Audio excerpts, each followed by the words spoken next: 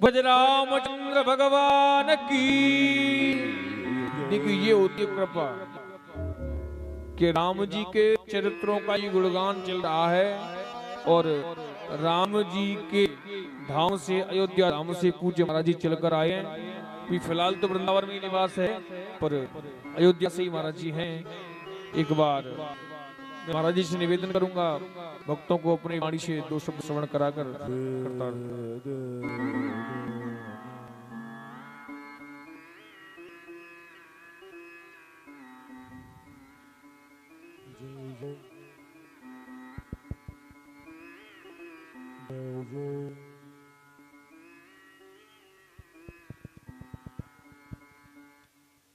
जय जय श्री राधे। आप लोग राधे राधे। देखिए वृंदावन में जब भी आओ तो ये सोचकर कभी मत आओ कि बहुत लोग होंगे। भाई अगर विद्यालय में कोई प्रथम आ जाए तो कैसा प्रथम आते, कुछ ही लोग तो आते। तो ये तो भक्ति की पाठशाला है, यहाँ हर कोई नहीं आ सकता। ये तो सोनी की दुकान समझो चाहे हीरा के व्यापार की, क्योंकि बाहर तो बहुत भीड़ होगी लेकिन वृंदावन में भक्तों की भीड़ होती है, बाहरी जगत ही नहीं होती। लोग सीधा दिल्ली चले जाएंगे लेकिन वृंदावन नहीं आ पाएंगे। वृंदावन वही आता है जिसे श्यामा जी बुलाती है। मैं सच कहूं प्रकाश एक अपनी जगह है लेकिन एक कहती दीपक जलाओ, तो हमारे नाम ही रखा है लाला का दीपक कृष्ण महाराज। तो बोलिए दीपक कृष्ण महाराज की। देखिए क्योंकि व्यास गादी पे ये भगवान स्वरूप है इसलिए इनकी जय जयकार है। जैसे जब किसी कन्या का विवाह होता ना तो वो लक्ष्मी स्वरूप है, वर कौन है, विष्णु स्वरूप है, तभी तो सम्मान करते ना। तो साधु का स्वरूप क्या है? साधु तो भगवान के परिवार का है। आप कभी भी किसी भी साधु की स्टोरी देखें तो मैं सच कहूंगा ना, जब भी आप साधु की कहानी सुनेंगे ना तो रो पड़ेंगे। मैं एक बात कहूं, साधु कोई स्वभाव से नहीं बनता। अच्छा बताइए कितने रिश्ते नाते होते, मामा मौसी, मौसी के बच्चे, बुआ के बच्चे, माता पिता भाई परिवार, पुरजन परिजन स्वजन, कोई ऐसे छोड़ देगा? आप लोग तो नहीं छोड़ पाए अभी तक घर। साधु ने क्यों छोड़ा? साधु ने इसलिए छोड़ा कि साधु को भोजन में थाली नहीं मिली, थाली में भोजन नहीं मिला। साधु को बताया गया कि घर में तुम्हारी कोई इज्जत नहीं है। साधु को बार बार बताया गया कि तुम्हारा अपना कोई नहीं है, सबका सम्मान होगा लेकिन तुम्हारा सम्मान नहीं होगा। हम जब रामाचार्य जी महाराज जी को सुनते, वो कहते थे घर में सब विवाह में गए, हमें घर में बंद कर गए। आप सुने उनके मुख से? तब इतना बड़ा कदम उठाता है।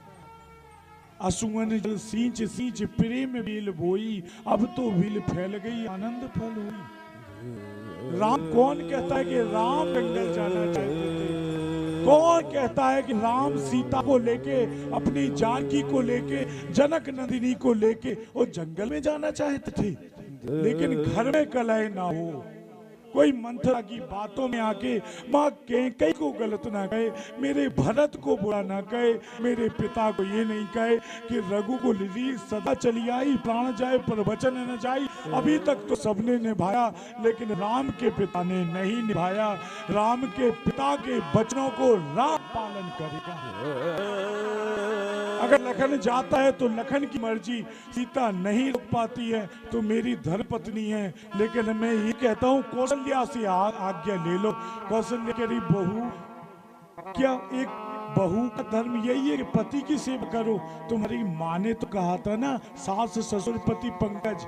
पहले सास ससुर का नाम लिया, बेटी तुम रहोगी? बोली रहूंगी तो, लेकिन मेरा प्राण नहीं रहेगा, मेरा शरीर रहेगा। बताइए माँ, क्या मैं शरीर को रख के इस अयोध्या में रहूं? राम के जाने के, मेरे स्वामी के जाने के बाद मेरा मन और चित्त दोनों चला जाएगा। फिर मैं इस पागल बाबरी सिया का क्या करूंगी? माँ मुझे आज्ञा दे दो। अगर तुम कहती हो बहू बिटिया जैसी होती तो ये सीता बहू नहीं बेटी बन की आज्ञा माना जा रही है। अभी ये रोटी राम के जाने के बाद, मेरे सर्वेश्वर परमेश्वर पति के जाने के बाद मेरे हाथ पैर सुन्न हो जाएंगे। मेरी मन की कोई भी ऐसी स्थिति नहीं होगी जैसे मैं खुश हो पाऊं। तो मुझे जंगल में जाने दीजिए ना, मैं वहाँ खुश रहूंगी, मैं उनके साथ रहूंगी। उनको भूख लगेगी तो मैं फल दे दूंगी, उनको नींद आएगी तो मैं अपने शयन में बिस्तर बिछा दूंगी। मैं कुछ भी कर लूंगी लेकिन मैं अयोध्या में नहीं रहूंगी। ऐसे ऐसी स्थितियां बनती हैं। साधु कोई ऐसे बनता है, साधु को अपमान मिलता है, साधु को सब जगह तिरस्कार किया जाता है, तब कोई साधु बनता है। नरसिंह जी घर छोड़ना चाहते थे, मजबूरी में छुड़ाया। भाभी ने सुनाई इन्हें खबर है। जड़ भरत को किसने बताया? भाभी ने रुलाया। मीरा को जहर तक दे दिया तब वृंदावन आई। बताइए कोई स्त्री घर छोड़ना चाहती है? लेकिन जब सब घर पर बुराई करे तो वो पड़ोसन से कहेगी ना। सुशीला ने कहा अपने लिए नहीं मांगती, मेरा पति तो मेरे बच्चों के लिए भी नहीं सोचा। बताओ मैं क्या ले जाऊं बहन, मेरे पास लौटाने को तो कुछ नहीं है, जो बने वो दे दो। बहन मैं साजे चावल तो नहीं दूंगी, पति डांटेगा। ये फटके हुए सूप के हैं, ले जाओ। बताइए टूटे चावल देने पे भी मंदिर बना दिया वो द्वारकाधीश है। एक स्त्री की इज्जत अगर पति नहीं करता तो कोई नहीं करता। जिसका पति सामने ठाड़ा होता उसे घर बैठा रहता। बोलिए, और जब पति हाथ में नहीं तो सास कब तक क्या कहेगी? लोग यही कहेंगे तुमने भैया को नहीं किया। तो भैया चाहे भैया कन्हैया थोड़ी ना है जो हमारे हो रहा है। ये तो कन्हैया थे कि गोपियां गई, उन्होंने ब्यूटी पार्लर नहीं देखी, उन्होंने ये नहीं देखा नक की वाली आँख की काली, उन्होंने लाली वाली नहीं देखा, उन्होंने ये देखा अर्धरात्रि में क्यों आई, तुम किसी की घर वाली हो। घर वाली को नहीं आना चाहिए। मैंने कि मैं घर वाली हूँ तो बरसाने वाली आपकी कौन? बोले मेरे वृंदावन की वो मेरी प्रियतमा है, वो ब्रज की रखवाली करती हैं, वो बरसाने वाली हैं। तो बरसाने वाली की मैं सखी हूँ, मेरी इष्ट आएंगी तो मैं क्यों नहीं आऊंगी? मैं देह के पतियों में रहूंगी, दिन भर चूल्हा जलाओ रोटी खिलाओ। अरे ये मैं जानती हूँ तुम पूर्ण ब्रह्म हो, मरने के बाद तुम ही मिलोगे। तो मैं देह के पति को रख करके क्या करूंगी? मैं नारी होके क्या पता कौन योनि में जाऊं और वो नर होके सांप बन जाए, दिन भर धन कमाता रहे। भैया धन की यही सार्थकता है कि भागवत जी में लगाए, भजन में लगाए। आप भी देखते हैं, आप देखते हैं जिनकी बड़ी बड़ी कथा होती है तो बड़ा बड़ा मोटा पैसा भी तो लेते। आपने जैसा पैसा का वैसे ही तो स्वाद होगा। तो सबसे बड़ी बात यह है कि घर की दाल रोटी सब्जी अच्छी लगती। तो भगवान ने ज्यादा पैसा उन्हें कब दे दिया? जब तुम इस पैसे में खो जाओ। हम लोगों को कम पैसा क्यों दिया? तुम विदुर हो, तुम उद्धव हो, तुम पांडव हो, तुम कम में भी काम चला के मेरा भजन करोगे। तो ऐसे लोगों को मत देखो, आप अपना घर देखो। ऐसे लोग तुम देखते जो 56 भोग लगा रहे, मैंने पैसा दिया भाई, तुम चपरासी हो, तुम क्लर्क हो, तुम शिक्षक हो, तो तुम्हें उतना ही दिया, लेकिन देना तो तुम्हें भी है ना। क्या आपके घर में संतान सप्तमी आप नहीं करोगे? कि भाई डॉक्टर मास्टर वाली करती, क्या कोई किसान की माँ व्रत नहीं करती? बोलिए ना। क्या आपकी जो त्योहार नहीं मनाती? क्या आप करवा चौथ का चांद नहीं देखती? तो आप क्यों नहीं वृंदावन आएंगी? आप भी आएंगी। जिनके पास करोड़ों में है वो करोड़ों वाले ढूंढे, जिसके पास लाखों में है वो लाख वाले, जिसके पास हजारों में वो हजार वाले। भगवान तो छाछ पे भी नाचे बहन, उनकी तो लीला बहुत प्यारी है। वो तो भाव के भूखे हैं। भाव ही एक भाव है जिसमें भगवान बह जाते हैं। तो भाव से सुनिए।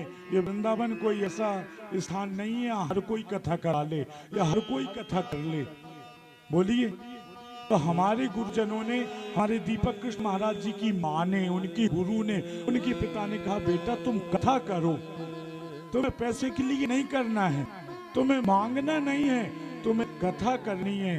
भगवान ने इतना दिया, दाल रोटी चलेगी, लेकिन अगर तुम दाल लोगों को बांटोगे तो बेटा भगवान का नाम से जो आएगा वो बांटना है। तो बांट ही तो रहे हैं। बोलिए। तो किसी भी व्यक्ति को देख के छोटा बड़ा ना समझे। आप YouTube फेसबुक संस्कार को देख के ना समझे। आप ये देखें, ये भी तो भगवान का भक्त है, ये भी तो संगीतकार है। आप जिन्हें करोड़ों में देखते हो तो ये तो करोड़ नहीं ले रहे, तो इन्हें रोडपति भी ना समझना, इन्हें भगवान समझना। और सबसे बड़ी बात बताऊं, एक छोटा सा बालक था श्रृंगी ऋषि, उसके श्राप पे ही परीक्षित भी चले गए दुनिया से, गए कि नहीं? फिर परीक्षित भगवान के वंश थे, तो हम परीक्षित, कभी तुम परीक्षित, कभी तुम परीक्षित, लेकिन श्राप तो लगा। बोलो, तुम अपने साथ आए, 4 लोगों को साथ ले आए, तो फिर 1-2 जगह तो जरूर ले जाओ, नहीं तुलसी हाय गरीब की कबहू न निष्फल जाए, किसी की आत्मा को नहीं दुखाना। आप YouTube पे दुनिया में सबको देखो जिनके पास भीड़ है, लेकिन प्रेम में तो एकांत ही देते हैं ना। तो इसलिए हर कथावाचक बंदनीय है, छोटे से छोटा, क्योंकि ब्राह्मण है, वो भगवान का स्वरूप लगाए। हर साधु पूजनीय है, ये नहीं कि एक ही साधु दिखे, ये तुम्हारी सोच नहीं होना चाहिए। घर में और पंगत में भेदभाव नहीं करते, इसलिए ब्राह्मण को देख के, साधु को देख के, कोई पाठ करते पुजारी को मंदिर में देख के कभी छोटा बड़ा मत करना, नहीं तुम भी छोटे ही मोटे रहोगे, बड़े नहीं बन पाओगे। बड़ा वही होगा जिसने पीठ पीछे बड़ाई की। महाराज जी इतने सहज तरीका में मिल गए कि हमें आनंद आ गया। भाई ताकत है तो ज्वाला दी में एक ज्वाला जलाओ, लेकिन भक्ति का दीप तो ऐसे ही जलाया जाता। तो इनकी माँ ने नाम ही दीपक रखा कि यही दीपक बिहारी जी के चरणों में रहे, ऐसी कथा करता रहे।